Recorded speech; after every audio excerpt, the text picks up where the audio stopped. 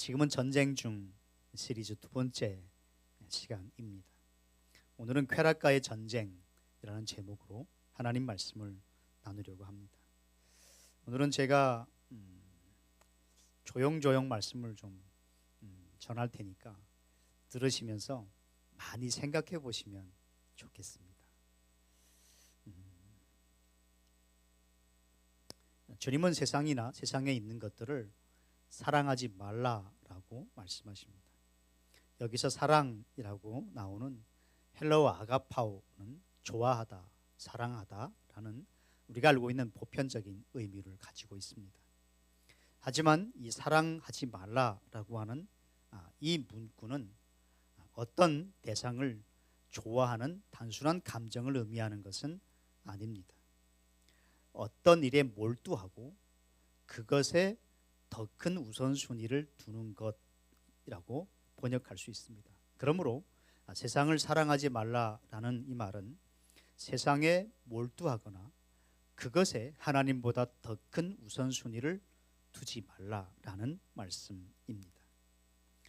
어떤 분들은 하나님이 주신 것들을 좋아하고 즐기는 것들, 그것은 좋은 게 아닌가요? 라고 말씀하실 수 있습니다. 맞습니다. 하나님이 주신 것들은 다 좋은 것들입니다. 하지만 중요한 것은 우선순위입니다.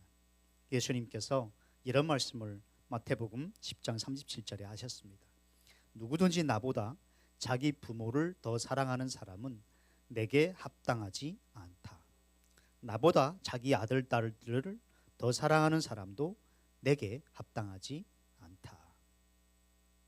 여러분, 부모님, 자녀, 혹은 부부, 가족보다 하나님이 우리에게 주신 더 좋은 선물이 어디 있겠습니까? 최고의 선물입니다. 그런데 하나님께서 우리에게 나보다 내 가족을 더 사랑하는 사람은 내게 합당하지 않다. 내가 쓰고 싶지 않고 내가 별로 은혜주고 싶지 않고 내 마음에 합한 사람은 아니다 라는 뜻입니다. 성경은 자기 가족을 사랑하지 말라고 말씀하지 않습니다. 도리어 가족을 돌보지 않는 사람은 불신자보다 악한 사람이다 라고 성경은 분명하게 말씀하고 있습니다.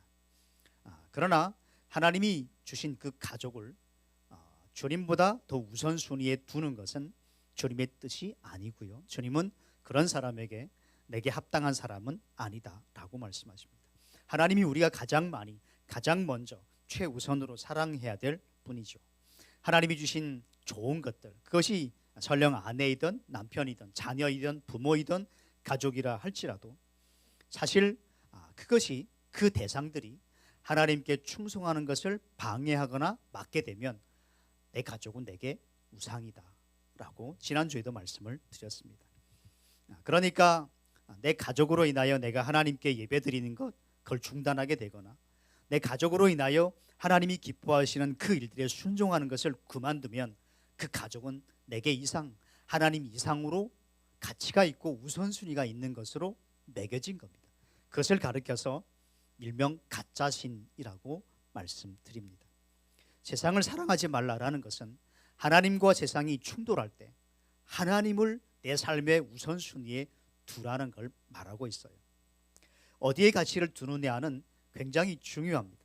하나님이 주신 것들로 인하여 우리가 감사하잖아요. 그리고 그걸 즐기는 것은 죄가 아닙니다. 하지만 그 모든 것이 하나님의 영광을 위하여서 우선순위가 그분께 정해져야 하는 겁니다. 주님께서 세상이나 그 세상에 있는 것들을 사랑하지 말라라고 말씀하시는데 왜 세상을 사랑하지 않는 것이 그렇게 중요할까요? 오늘 말씀에도 나옵니다. 세상을 사랑하면 하나님의 아버지의 사랑이 그 사람 안에 있지 않다라고 말씀합니다. 아버지의 사랑은 뭐죠? 모든 것을 걸고 우리를 사랑하신 하나님의 사랑을 말합니다. 하나님은 우리가 원수요 죄인 되었을 때에 우리를 위해서 자기 아들을 아끼지 않고 십자가에 내어 주셨습니다. 그리고 우리를 구원하여 주셨습니다. 이것이 아버지의 사랑입니다. 우리에게 있어서 이 아버지 하나님의 사랑보다 더 중요하고 더 큰 게 어디 있겠습니까? 하나님의 사랑이 우리 마음속에 있으면 우리는 구원을 얻죠. 하나님의 사랑이 우리 마음속에 있으면 누가 뭐라고 한들 사실은 괜찮습니다. 자유합니다. 아버지가 나를 사랑하신다, 그 하나의 중요한 이 영적 진리는 많은 것들로부터 우리를 자유롭게 만들고 또 온전한 삶을 살아가도록 우리에게 힘과 방향을 제시해 줍니다. 그런데 세상을 사랑하는 마음이 있으면 그 세상을 사랑하는 마음은 우리 안에서 우리 안에 있는 아버지의 사랑을 밀어냅니다. 이게 하나님께서 세상을 사랑하지 말라라고 말씀하시는 가장 큰 이유예요. 아버지를 향한 사랑과 아버지의 사랑과 세상을 향한 사랑은 두 개가 양립할 수가 없습니다. 공존할 수 없습니다. 아버지를 사랑하든 세상을 미워하든 세상을 사랑하든 아버지를 미워하든 둘 중에 한 가지만 할 수 있습니다.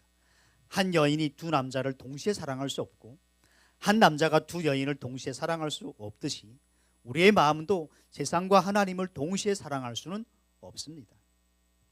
그런데 이 세상을 사랑하는 마음이 하는 가장 큰 폐해는 뭐냐면 하나님의 사람들의 마음속에 있는 아버지의 사랑을 밀어내버린다는 사실입니다. 세상 것들에 대한 애착과 이 사랑은 우리를 위해 자기 아들을 내어주신 하나님의 사랑이 우리 마음속에 머물지 못하게 만듭니다. 여러분, 지나온 신앙생활을 한번 돌아보십시오. 주위를 보시고요. 여러분이 보았던 많은 믿음의 사람들 가운데 정말 세상 것들을 그렇게 좋아하는데 하나님을 깊이 사랑하는 사람 본 적이 있습니까? 여러분이 지금까지 보호한 사람들 중에 하나님을 정말 많이 사랑하는데 하나님을 위해서 모든 걸 다 드리는 사람이 세상을 그렇게 많이 사랑하는 거 본 사람 있습니까? 그럴 수가 없어요. 그럴 수가 없습니다. 예수님은 누가복음 16장 13절에서 이렇게 말씀을 하십니다. 한 종이 두 주인을 섬길 수 없다. 이 주인은 미워하고 저 주인은 사랑하든가 저 주인에게 헌신하고 이 주인은 무시하든가 할 것이다. 너희가 하나님과 재물을 동시에 섬길 수 없다. 예수님의 이 말씀은 진리이고 우리 마음을 점검해 보아야 할 매우 중요한 시점이 지금임을 우리에게 알려주고 있습니다. 하나님과 세상을 동시에 사랑하거나 그 두 가지 다의 우선순위를 두고 살아낼 수 없습니다. 하나님의 사랑과 세상 사랑은 양립불가라고 말합니다. 두 가지 다 같이 공존하고 같이 세워가는 것은 불가능하다라는 겁니다. 여러분, 세상 사랑이 아버지의 사랑을 우리 마음에서 몰아내면 무슨 일이 일어나게 될까요? 나를 향한 하나님의 사랑, 하나님이 나를 얼마나 귀하게 여기시고 얼마나 사랑하시는지 이 아버지의 사랑이 세상 사랑에 밀려 내 마음에서 사라지게 되면 그때부터 영적인 깊은 침체가 찾아옵니다.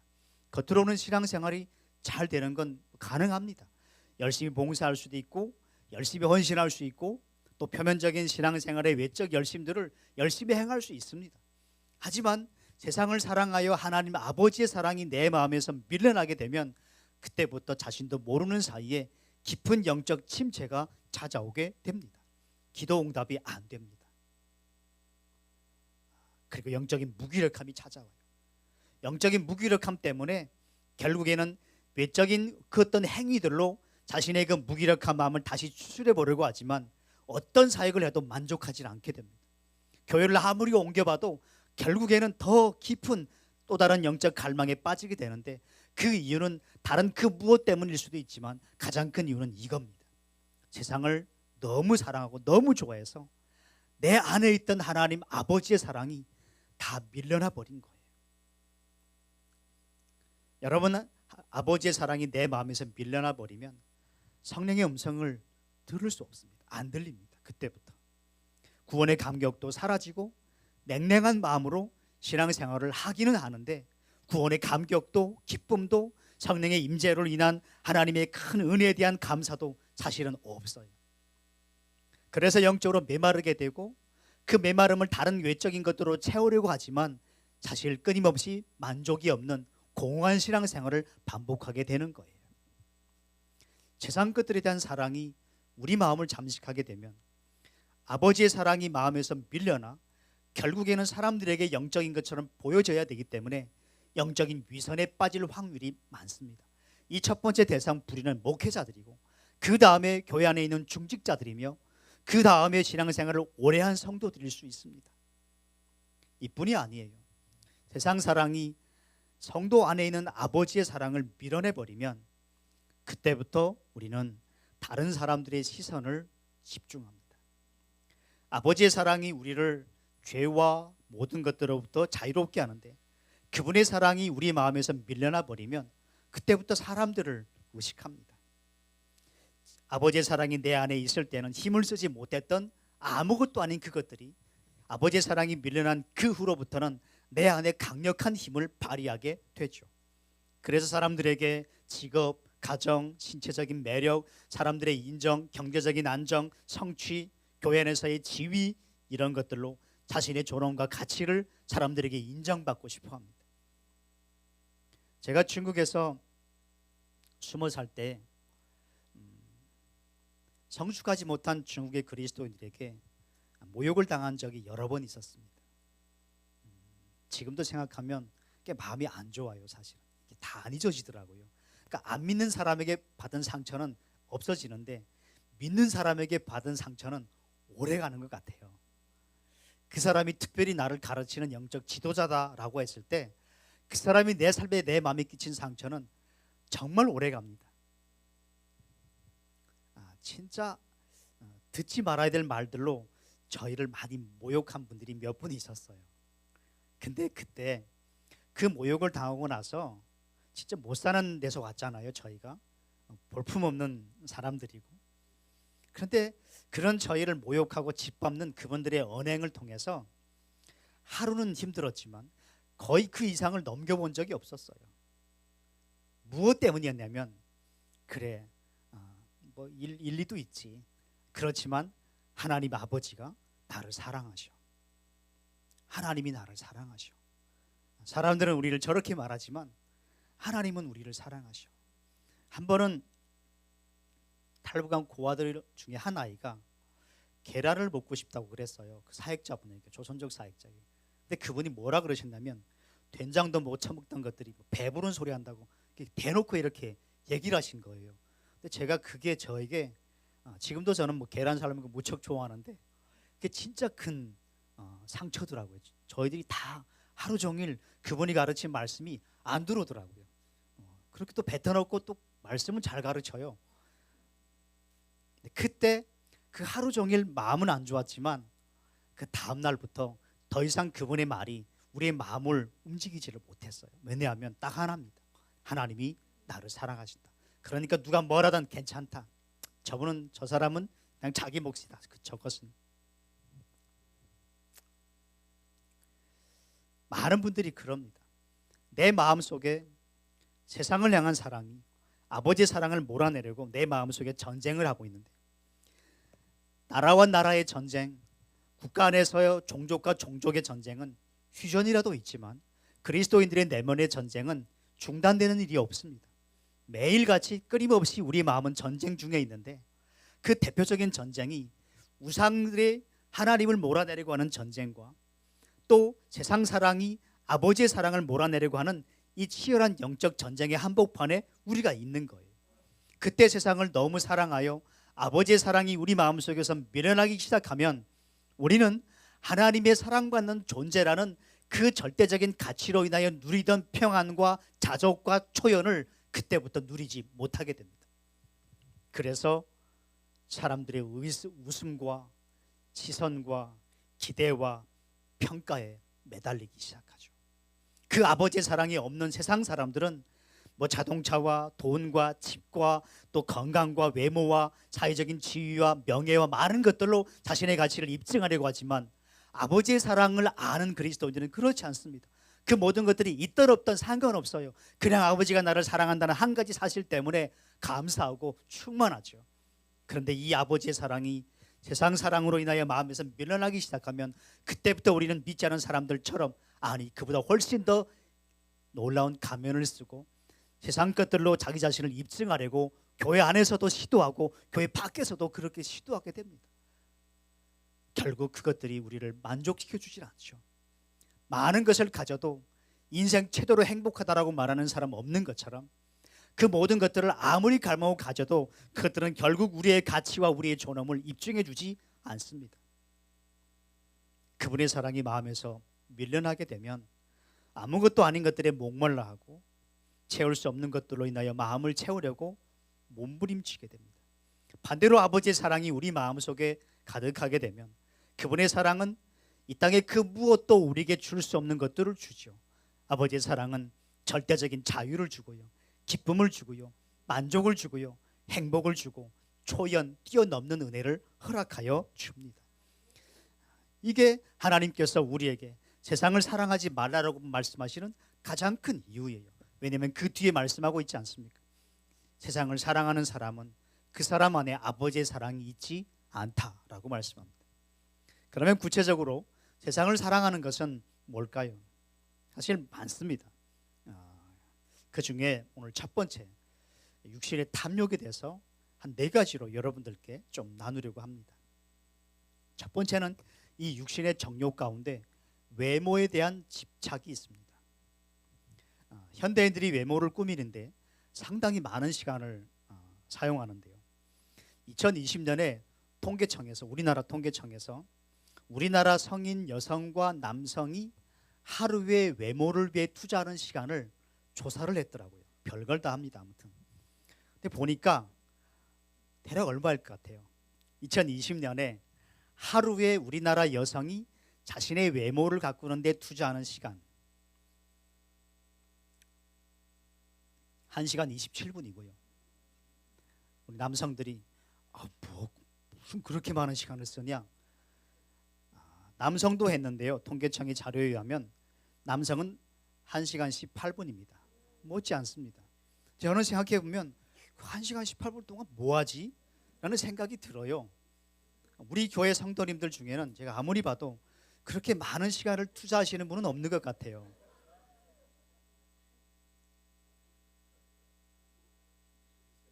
그런데 보면 이렇습니다. 이 시간이 해마다 늘고 있대요. 일주일에 한 번 1시간 예배하러 가는 건 힘들어도요 3시간 앉아서 미용실에 머리 하는 건 괜찮습니다. 맞잖아요. 자신을 위해서 좋은 화장품 쓰는 거 좋은 거예요. 저는 반대하지 않습니다. 하지만 생각해 보십시오. 화장품을 사는데, 내 머리를 하는데, 외모를 가꾸는데 들이는 그 시간, 그 돈, 그것 중에 3분의 1이라도 우리 교회 안에 가난한 성도를 위해서 우리가 나누고 있나요? 하나님이 정말 보시면서 아파하시는 암으로 투병하는 제 주변에 2명의 선교사님이 지금 계시는데 저에게 복음 전한 분도 계시고요. 정말 그분들을 위해서, 그 어려운 분들을 위해서 우리가 나에게 내 외모에 투자하는 것 3분의 1, 아니 10분의 1이라도 우리가 그분들에게 투자하고 있나요? 안 하잖아요. 자신을 위해서는 시간과 돈을 아낌없이 투자하지만 정작 도움이 필요한 형제 자매들에 대해서는 무관심하고 외면합니다. 그 무관심은 죄예요. 사실은 아십니까? 자신의 육신을 위해서 옛날 사람들보다 훨씬 많은 시간을, 많은 돈을 씁니다. 그것이 주님의 영광과 아무런 상관이 없고 하나님께서 기뻐하시는 어떤 일을 위한 일련의 과정이라면 괜찮겠지만 온전히 다른 사람들에게 나 자신을 잘 보이고 싶은 하나의 욕구에서 비롯된 것이라면 그것을 가리켜서 육신의 탐욕이라고 말합니다. 음식이나 섹스나 오락이나 이 모든 것들은 잘못된 게 아니에요. 나쁜 게 아니에요. 다 선물입니다. 하나님께서 우리의 마음을 당신께 더 가까이 끌어당기기 위해서 우리에게 주신 은혜로운 선물들이거든요. 그런데 이 모든 것들이 하나님과 그분을 사랑하고 그분께 순종하는 것보다 이것들을 더 추구하면 그 선물들은 어느 날 갑자기 우리에게 그때부터 가짜신으로 변신합니다. 그렇게 해야만 다른 사람들이 나를 괜찮다고 평가해 줄 것 같고 또 꼭 그걸 가져야만 내가 행복한 사람이라고 비춰지고 내가 그런 사람이라고 인정받을 것 같은 것, 그것은 하나님이 주실 수 있는 그 만족과 행복을 이미 그것이 대체하고 있음을 우리에게 가르쳐주고 있는 거예요. 하나님이 우리에게 경계하기를 원하시는 육신의 탐욕 중에 2번째는 식탐입니다. 긴장하지 않으셔도 됩니다. 2006년에 개봉한 드림웍스의 애니메이션 중에 해치라는 애니메이션이 있어요. 제가 꽤 오래전에 보고 며칠 전에도 봤는데, 이 햇지는 인간들의 무차별적인 개발로 인해서 식량난에 허덕이는 동물들이 문제를 해결하기 위해 도시 근교로 이주하는 과정을 그린 애니메이션입니다. 여기에 주인공이 너구리인데 너구리 이름이 RJ예요. 근데 그 RJ가 중요한 걸 발견해요. 저 제일 꼭대기 있는 제 있잖아요. 중요한 걸 발견하는데 이렇게 말합니다. 도시 안에 사는 인간들은 그들의 목구멍에 끊임없이 음식을 집어넣는 밑빠진 항아리야. 그래서 인간들 주변에만 살아도 우리는 언제나 먹을 것을 얻을 수 있어. 이제 얘가 그래요, 너구리가. 그러면서 이렇게 말합니다. 우리는 살기 위해 먹지, 알제 너구리가. 하지만 인간은 먹기 위해 살아. 물론 우리는 이 너구리의 말에 다 공감할 수는 없어요. 우리는 가끔 우리도 혼란스러운 때가 있지만, 너구리 RJ는 자기가 말한 게 뭔지 보여주겠다면서 이 동물들에게 제안을 합니다. 도시로 들어가서 어떤 한 가족을 엿보게 돼요. 그러면서 그 주인이 사람이 입으로 파이를 먹고 막 먹는 걸 보면서 이렇게 말해요. 인간의 입이 파이가 들어가는 구멍이고 하루 종일 소파에 누워서 간식을 먹는 존재이며 전화기는 음식을 소환하는, 불러내는 장치다라고 이제 RJ가 얘기를 합니다. 때마침 음식 그림이 붙은 큰 푸드트럭이 지나가는데 가족이 식탁에 앉아서 맛있는 음식을 먹는 그림 붙은 트럭이 지나가요. 그 그림 본 RJ가 이렇게 말합니다. 바로 저기가 그들이 음식을 예배하는 제단이야 라고 말해요. 그 식탁을 놓고요. 물론 우리는 다 동의할 수 없어요. 왜냐하면 식탁은 저희 집도 우리 가족이 유일하게 같이 앉을 수 있는 시간이고 굉장히 좋은 시간입니다. 그거를 음식을 예배하는 제단이라고 말하는 너구리의 말에 저는 다 동의할 수는 없지만 마음 한편으로 고민해 봐야 될 부분은 있습니다. 뭐라 그러냐면 너구리가 바로 저기가 그들이 음식을 예배하는 제단이야. 그리고 식탁 옆에 있는 러닝머신을 가리키면서 저건 인간이 더 많은 음식을 먹을 수 있게, 더 많은 음식을 먹을 수 있게 죄책감을 제거해주는 기계야 라고 말합니다. 애니메이션이지만 현대인들의 식탐에 대한 날카로운 지적이기도 합니다. 제가 왜 육신의 탐욕 중에 식탐을 말씀드린 줄 아십니까? 우리나라 연간 음식물 소비량이 500만 톤 정도 돼요. 그래서 이 음식물을 처리하는 처리 비용이 1년에 1조 정도 됩니다. 우리나라가. 이게 해마다 15%씩 늘고 있는데요. 성경에서 음식은 하나님이 우리에게 주신 좋은 선물로 늘 표현이 됩니다. 좋은 선물이에요. 좋은 식당에 가서 좋은 음식 먹고 맛있는 음식 먹는 거 그 죄가 아니에요. 잘못한 게 아닙니다. 잘하시는 거예요. 음식을 많이 먹는 것 그 우상숭배가 아닙니다. 많이 드실 수 있으면 많이 드십시오. 그러나 하나님만이 해주실 수 있는 것을 음식에 기대하고 매달릴 때 그때 그 음식은 단순히 음식이 아니라 우리의 가짜신이 되기도 하고 탐욕의 대상이 되기도 합니다. 좀 더 설명을 드릴게요. 음식에서 하나님만이 주실 수 있는 것들을 기대한다. 이게 무슨 말일까요? 여러분이 하루 일과를 마치고 집으로 돌아왔어요. 상사로부터 안 좋은 말도 듣고 가족 간에 불화도 조금 있고 내 뜻대로 안 되고 건강은 안 좋고 집에 돌아왔을 때 엉망이고 힘들고 그때 어떻게 하고 싶죠? 하나님 오늘 하루 이런 상황을 주셔서 감사합니다 하고 박수치며 뛰는 사람은 없을 거예요. 해결되지 않은 그 일 앞에서 불쾌한 말을 듣고 마음이 상했을 때, 여러 문제로 마음이 힘들 때 모르겠습니다. 시원한 맥주 한 잔 마시며 소파에 누워서 TV를 보거나 유튜브를 보거나 마른 오징어를 뜯거나 이런 경험 속에서 행복을 누려본 분들이 계시죠. 저는 그런 소파에는 맥주 마셔본 적은 없지만 소파에서 저는 유튜브나 다른 걸 보면서 힘들었던 그 마음을 달래본 적은 많습니다. 저는 사람들은 무언가 힘들 때 씹는 것으로, 먹는 것으로 문제를 해결하려고 합니다. 이 먹는 것은 신속하게 확실한 위안을 한 방에 줍니다. 그래서 심지어 사람들은 이런 음식을 가리켜서 컴포트 푸드라 그래요. 위안을 주는 음식.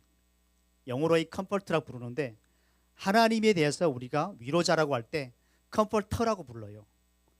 무슨 말이냐면 하나님만이 주실 수 있는 그 위안과 위로, 기쁨과 회복할 수 있는 용기를 하나님이 아닌 음식으로만 해결하려고 할 때 그 음식에 대한 탐닉은 단순한 탐식이 아니라 하나님 자리를 대체하는 가짜신이 될 수도 있고, 그것은 우리 마음속에 육신의 탐욕에 해당된다라는 겁니다. 삶에 지치고 힘들 때 그 음식만 먹고 그냥 끝나는 것, 그 음식으로 순식간에 위로받고 단 것을 먹음으로 순식간에 위로는 받지만 그것으로 끝나버리면 그 음식이 하나님이 하셔야 할 일들을 대체하고 있는 거예요. 지금 제가 무슨 말씀드리고 있는지 이해되십니까? 이것은 그만 먹고 싶어라는 책에도 나오는데요, 굉장히 중요한 겁니다. 프랭크 페럴이라는 분이 자신의 책에서 이렇게 썼어요. 인류의 질병과 세계 재난의 상당 부분은 육신의 음식으로 영혼을 먹이려고 애쓰는 억제되지 않은 만연된 습관에서 기인한 것이다. 왜 식탐이 버려야 될 세상 사랑 중에 하나인지 이해되십니까? 힘들고 괴로울 때, 낙심되고 절망스러울 때 그 문제를 가지고 하나님께 나아가야 되는데 하나님께 나아갈 대신 음식을 탐닉하고 먹음으로써 그것으로 끝나버리면 그 음식이 하나님이 하셔야 될 일을 대체하고 있는 거예요. 그래서 하나님께서는 때로는 위기와 짓밟힘, 어려움과 곤고함을 통해서 당신께 나와서 하나님의 정말 해석과 음성과 역사를 경험할 수 있는 기회를 우리에게 주시는데 우리는 그 기회를 무엇인가를 먹음으로써 그 기회를 하나님께 가지고 나아갈 대신 차버리는 거죠. 여러분의 식습관을 한번 살펴보십시오. 저는 뭘 먹으면서 행복하다 이런 사람은 아니에요. 솔직히 저는 먹으면서 행복하다 이런 거 없어요. 저는 우리 집에서 거의 유일할걸요. 그냥 먹어야 되니까 먹는 거예요. 저는 맛있는 거 몇 가지 있긴 있지만 또 그렇게 맛있는 것도 없어요. 저에게는 그냥 그렇습니다. 근데요, 여러분들은요, 맛있는 거 많죠. 우리 한국은 정말 맛있는 거 많은 나라거든요. 왜 먹죠? 즐거움을 위해서 먹습니까? 영양을 위해서 먹습니까? 두 가지 다예요. 그렇지만 그 음식들이 단순히 하나님이 하셔야 될 그 일들을 대체하는 자리에 있게 만들면, 양쪽 거 좀 꺼주실래요? 화면을 대체한다면 그 자체는 하나님이 기뻐하시는 것이 아니다라는 것. 맛있는 걸 먹는 건 죄가 아닙니다. 그러나 하나님께 더 가까이 나아가기 위해서 사용할 때 그것은 옳습니다. 하나님께 가지고 나아가야 될 문제, 하나님의 위로와 도우심이 필요한 시점에 먹는 것으로 영적인 일들을 대체한다면 그건 우리가 극복해야 될 육신의 탐욕이다라는 겁니다. 예수님을 아는 기쁨과 만족보다 더 맛있는 건 없습니다. 음식이시는 우리를 위로해 준다, 즉각적으로 금방 위로해 준다고 말하지만 사실은 예수님께서 내가 생명의 빵이다 라고 말씀하신 것처럼 그분 안에 가야 진짜 만족, 진짜 즐거움, 진짜 행복이 있습니다. 혹시 모르겠어요. 우리 성도님들 안에 하루 종일 지치고 들어왔을 때 그냥 술 퍼마시고 그냥 그 잠자리 그걸 잊으려고 애쓰고, 물론 1년에 한두 번은 그럴 수도 있다고 봐요. 필요할 수도 있고요. 하지만 그렇게 계속 살면 안 됩니다. 힘들고 어려울 때 다른 그 무엇인가를 봄으로 그 어려움들을 잊으려고 시도하는 것은 우리의 본성이지만 그것들이 반복되어지면 하나님의 일하심을 내 삶 속에 경험할 수 없어요. 그 다음에 우리가 극복해야 될 육신의 탐욕은 섹스입니다. 성관계는 하나님의 아이디어예요. 여러분, 아이들이 키가 클 때 성장통이라고 여기저기 아프다고 막 그러잖아요. 머리카락이 밤새 자랄 때 우리가 통증을 느끼나요? 하나님이 부부간의 이 아름다운 성관계를 아무런 즐거움과 아무런 쾌감 없이 그냥 자녀를 낳는 하나의 행위로만 주님이 규정지어 주실 수도 있었을 거예요. 그렇지만 하나님께서는 이 부부간의 성관계를 통하여 부부가 영적인 육적인 연합뿐만 아니라 정서적인 연합을 넘어서서 즐거움과 행복을 누리도록 디자인하셨습니다. 그래서 이 성관계는 하나님이 우리에게 주신 소중한 선물입니다. 밤새 머리카락이 자라는 것처럼 하나님이 이 성관계를 통하여 아무런 것도 못 느끼게 하실 수 있지만 주님은 즐거움과 행복을 그리고 정서적인 친밀함과 연합을 누리도록 우리에게 은혜를 베풀어 주셨습니다. 우리가 해야 될 일은 부부 안에서 허락된 이 소중한 선물을 주신 하나님께 감사하며 그분을 더 잘 섬기고 더 온전히 예배하는 것이 이 선물 받은 우리의 마땅한 반응이어야 됩니다. 하지만 많은 사람들이 혼외 정사와 혼전 이 성관계를 통하여 하나님이 주신 선물의 본래 취지를 무색하게 만들거나 혹은 이것을 하나님만이 주실 수 있는 진정한 영적 즐거움의 대상으로 이 성관계를 삼는 사람들이 꽤 많습니다. 중국에 판례가 있는 북한에서 넘어온 자매들이 9만 3천 명 좀 더 된다고 그래요. 160불에서 500불 사이에 대부분 다 팔려갔는데 영국의 인권단체인 코리아 피처에 보면 그 요즘 탈북하여 중국에 인신매매 간 9살짜리 탈북한 아이들부터 어른들 여성들에 이르기까지 많은 여성들을 중국 남성들이 온라인 섹스 시장에 많이 팔아요. 그런데 그 영국의 인권단체인 코리아 피처에 보면 그 온라인 성매매 온라인 커뮤니티들에 올라오는 그 성구매자들은 주로 한국 남성들이다라고 써 있습니다. 그 NGO 보고서에 나와 있는 내용이에요. 섹스 슬레이브스라고 나옵니다. 거기에 동남아시아에 성매매 원정 가시는 분들 많고요. 일본도요. 중앙아시아에 많이 가고요. 암스테르담까지 갑니다. 요즘은. 여러분, 왜 많은 사람들이 그 섹스에 왜 그렇게 열광하죠? 왜 청년들이 원나잇이라 그러죠? 알지도 못하는 여성과 알지도 못하는 남성과 하룻밤 성적인 즐거움을 누리고 아침에는 그냥 서로 인사도 안 하고 헤어지고 왜 그러죠? 하나님만이 주실 수 있는 그 즐거움을, 그분의 사랑이 밀려나 없는 그 자리를 무엇인가 즐거움을 누리고 싶은데 그 대상이 하나님이 아닌 성관계가 되어버린 거예요. 구약에는 암논이라는 사람이 다말을 강간한 사건이 나옵니다. 암논이 다말을 강간했는데 악한 짓이죠. 그런데 이 암논은 다말을 강간하고 나서 성폭행을 하고 나서 그 성폭행하기 직전에 자기가 기대했던 것만큼의 만족을 경험하지 못합니다. 도리어 반대 효과가 나타났어요. 오히려 암논의 쾌락은 순간이었지만 그 순간이 끝나고 난 이후에 암논은 다말을 경멸합니다. 이에 대해 성경은 사무엘하 13장 15절에서 이렇게 말씀합니다. 암논이 그를 심히 미워하니 이제 미워하는 그 미움이 전에 사랑하던 사랑보다 훨씬 커졌다. 이해되십니까? 이상하지 않아요? 사실 암논은 이 다말을 좋아하는 마음이 있었어요. 그 전부터. 그런데 그 욕정을 이기지 못하고 그 다말을 성폭행하게 되잖아요. 그런데 성폭행하고 나서 암논이 가지고 있었던 내가 저 여인과 성관계를 가지게 되면 정말 행복할 거야 라고 생각했지만 결과는 반대였습니다. 미워합니다.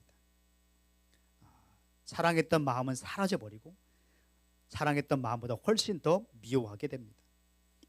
이 성적인 쾌락의 신은 놀랄만한 기대를 합니다. 저 여성과 하룻밤 자게 되면 진짜 행복할 거예요.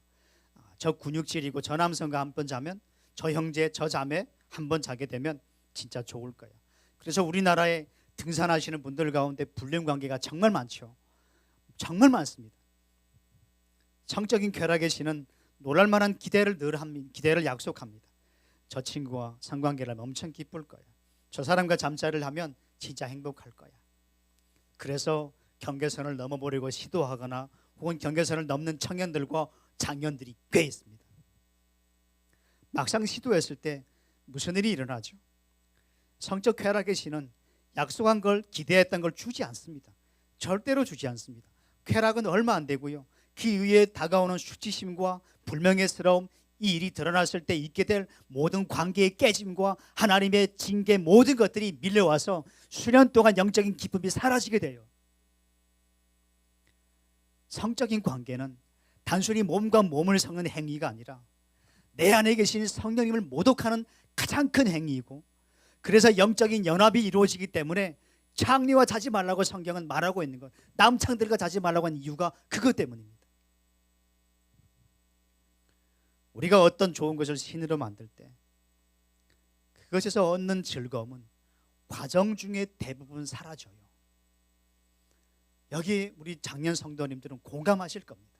그것이 재정이든 새로운 사람을 만난 것이든 성적인 것이든 무엇이든 우리가 좋은 것을 신으로 만들 때 그것에서 얻는 즐거움은 대부분 얼마 가지 않는 그 과정 중에 전부 다 감소되어 사라집니다.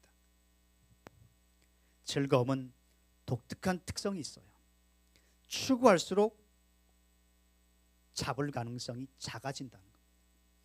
철학자들은 이것을 쾌락의 역설이라고 말합니다. 철학적 용어인데요, 쾌락의 역설 혹은 즐거움의 역설이라고 합니다. 내가 즐겁기 위해, 행복을 위해서 계속해서 그걸 추구하면 그것이 주는 즐거움은 순간이고, 그 이후에 도리어 암논이 다말을 성폭행하고 나서 겪었던 힘이 큰 미움처럼 우리 마음속에 찾아오는 것은 결국 파괴와 고통이다라는 거예요. 제 주변에 여러 목회자들이 성적인 문제로 넘어졌고, 제가 아는 여러 청년들이 성적인 문제 때문에 상담했기도 하고요. 많은 분들이 이 문제 때문에 넘어집니다. 아마 여러분들 우리 교회 안에 공개되지 않아서 그렇지, 우리 교회 안에라고 이런 하나님이 기뻐하시는 일들이 왜 없겠습니까? 수많은 사람들이 불륜의 노예가 되었습니다. 불륜과 혼의 정사, 이것은, 그리고 혼전 성관계는 하룻밤의 쾌락이고 다른 사람들이 다 그렇게 한다라고 변명하지만 결국에는 우리의 인격, 우리의 영혼을 파괴하고 영적인 깊은 침체를 오랫동안 가져오게 만드는 가장 큰 재앙 중에 하나예요. 그래서 무슨 일이 있을지라도 거룩을 사수해야 됩니다. 세상은 이렇게 하면 너 행복할 거야, 이걸 사랑하면 저 사람을 사랑하고 저 사람 좋아, 이렇게 하면 될 거야 라고 말하지만, 여러분, 암논의 이 모든 삶은 이후의 모든 세대에게 일어난 동일한 일이었습니다. 그 가짜 신은 결국 우리에게 행복을 주지 않습니다.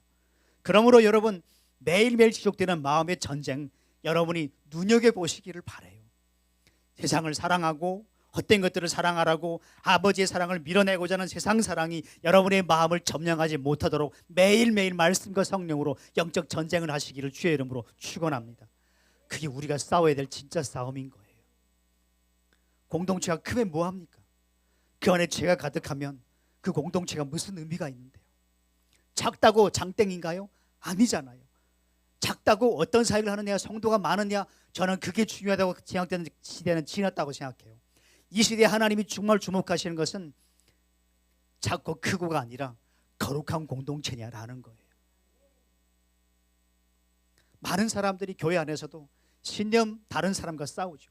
정치념이 다른 사람과 싸웁니다. 그럴 필요 없습니다. 우리가 싸워야 될 진짜 전쟁은 무엇이라고요? 내 마음속에서 날마다 휴전이 없는 전쟁 중인 이 영적 전쟁을 우리가 해야 된다라는 거예요. 육체 탐욕과 싸우십시오. 우리의 마음을 차지하려고 지금도 매일매일 우리의 마음을 공격하고 있습니다. 정말 러시아가 우크라이나 땅을 차지하려고 계속 공격을 퍼붓고 우크라이나도 공격하고 있는 것처럼 마찬가지예요. 우리 마음은 매일매일 전쟁터입니다. 그것들이 우리의 마음을 차지하지 못하도록 하나님 앞에 마음을 지키는 것보다 중요한 영적은 없습니다. 하나님은 외모와 식탐, 섹스와 같은 육체적인 탐닉을 버리라고 말씀하십니다. 그게 우리에게 말해주는 게 있어요. 하나님이 정해주신 한계선 안에서는 완전한 행복을 누릴 수 없으니까 그 한계선을 네가 넘어가봐. 그러면 너 행복할 거야. 시작부터 거짓이었던 마귀는 오늘날도 세상의 다양한 제도와 문화적인 요소들과 감각적인 것들과 보여지는 것들을 통해서 하나님의 사람들의 마음속에 세상 사랑이 자리 잡아 아버지의 사랑을 밀어내려고 여전히 전쟁 중에 시도하고 있는 거예요. 그래서 하나님의 사람들이 깨어 있어야 될 이유가 여기에 있습니다. 하나님이 하지 말라고 말씀하시는 것은 우리를 사랑하셔서 보호하기 위한 장치예요.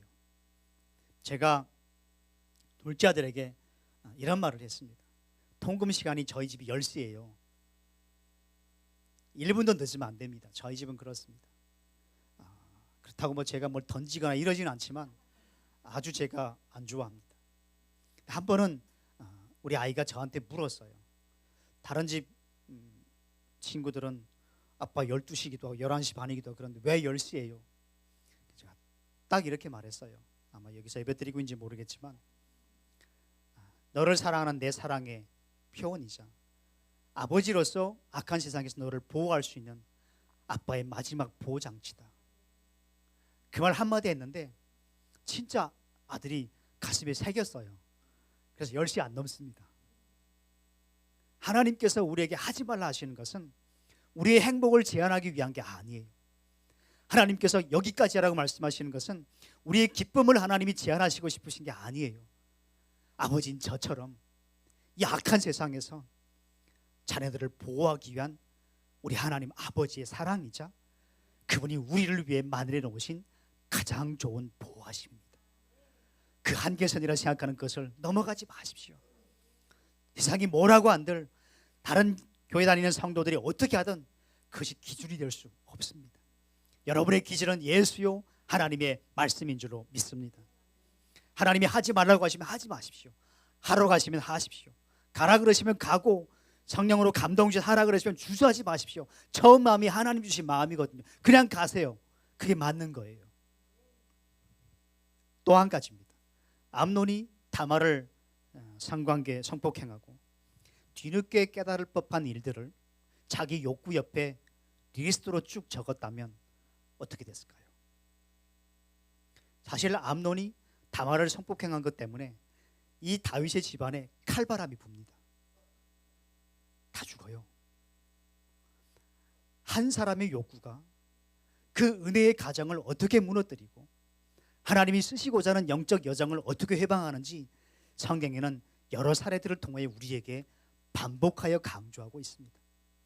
청년의 때에 나 하나 이런 문제쯤이야 뭐 대수겠어라고 생각하지만 그 한 번의 일, 그 30분도 안 되는 그 짧은 욕정과 즐거움의 시간이 결국에는 수년 동안 영적인 기쁨을 빼앗아 갑니다. 어떤 은혜를 경험해도 기쁨이 다시 회복되질 않아요. 아십니까? 그 책 한쪽에 쾌락에 수반되는 피해와 자신의 인생과 그리고 배신감을 느꼈을 가족과 상처받을 사람들을 리스트를 쭉 적었더라면 암논은 그렇게 안 했을 거예요. 그래서 은혜란 무엇인지 아십니까? 죄를 짓고 나서 깨닫게 될 것들을 미리 깨달을 수 있다면 그건 진짜 큰 은혜예요. 무슨 기도를 하셔야 되는지 아십니까? 하나님, 제가 부지 중에 죄를 지을 수 있지만 그 죄를 짓기 전에 죄를 범하고 난 이후에 경험하게 될 비참함들을 미리 깨달을 수 있도록 제게 은혜를 주십시오. 이제는 보이는 걸 달라는 기도 그만하십시오. 다 아십니다. 그리고 안 주신 게 뭐가 있어요? 로또 1등 빼고는 안 주신 게 없잖아요. 다 주셨는데요. 이제 그런 거 그만두고 영적인 성숙을 위한 진실되고 진정한 기도를 주님 앞에 드릴 때가 왔습니다. 왜요? 우리는 공동체가 뭐 저도 좋아요. 교회가 한 500명, 1000명 된다 그러면 저도 좋죠. 그런데 그건 제 욕심이고요. 제 그릇이 그냥 이 정도기 때문에 저는 하나님이 주신 것에 그냥 만족해요. 왜요? 지금 계시는 분들도 잘 못 섬기는데 뭐. 저는 늘 그 생각합니다. 하나님이 더 보내주시면 좋겠지만 그게 목회자 제 관심사가 아니에요. 저희 주된 관심사는 이것입니다. 제가 목회하는 그동안 언제까지인지는 모르겠지만 하나님께서 언제까지 하라고 하시든 그때까지 내가 섬기는 성도들이 진실한 성도들, 정말 복음이 살아 움직이는 성도들, 일상의 선교사로 살아가는 성도들, 거룩한 성도로 서게 되는 것, 그게 목사로서 저의 꿈이자 제가 가장 추구하는 거예요. 사랑하는 여러분, 수시로 점검하십시오. 내 안에 어떤 육체의 탐심들이 있는지 하나님 앞에 수시로 점검하면서 여러분의 마음속에 불순물들을 제거하도록 성령의 도우심을 구하십시오. 결론입니다. 이 전쟁에서 이길 수 있는 비법이 있어요. 그게 뭔지 아십니까? 사도 바울은 자신 내면 속에 있는 매일의 전쟁을 성경에서 표현한 적이 있습니다. 한쪽으로는 하나님의 뜻을 행하고 싶지만 다른 한편으로는 내 마음의 욕구를 따라 내가 간다. 나는 공고한 사람이다. 누가 나를 이 어려움에서 건져낼 수 있으랴. 그러면서 나를 사망에서 건져주시는 그리스도께 감사합니다라고 감사 고백을 하죠. 내면의 전쟁에서 승리할 수 있는 비법은 딱 두 가지입니다. 하나는 그리스도의 십자가 앞으로 나아가셔야 돼요. 아버지의 사랑이 내 안에서 점점 커지도록 그리스도의 십자가를 날마다 선명하게 보고 그 십자가 앞으로 나아가면 세상 사랑이 줄어들게 되어 있습니다. 그건 자연적 은혜의 결과예요. 두 번째는 내 안의 내면적 전쟁을 내 의지로는 이길 수 없습니다. 그것이 나의 지성적 깨달음과 인간의 가냘픈 의지로 해결할 수 있는 것이라면 다 성자가 됐겠죠. 그것은 성령의 역동적인 도우심으로만 가능합니다. 그래서 갈라디아서에 말씀하신 것처럼 너희는 성령을 따라 행하라. 성령을 따라 행하면 육체의 욕심을 이루지 아니하리라. 이 두 가지가 서로 대적함으로 서로 원하는 것을 하지 못하게 한다라고 말씀합니다. 그러므로 오늘부터 우리가 진짜 기도될 것은 무엇일까요? 하나님, 매일 지속되는 매일의 내면적 전쟁에서 승리하기 위하여 저는 성령님을 의지합니다. 성령님 저를 도와주십시오 라고 기도하면서 전쟁에서 승리하는 여러분 되시기를 주의 이름으로 축원합니다.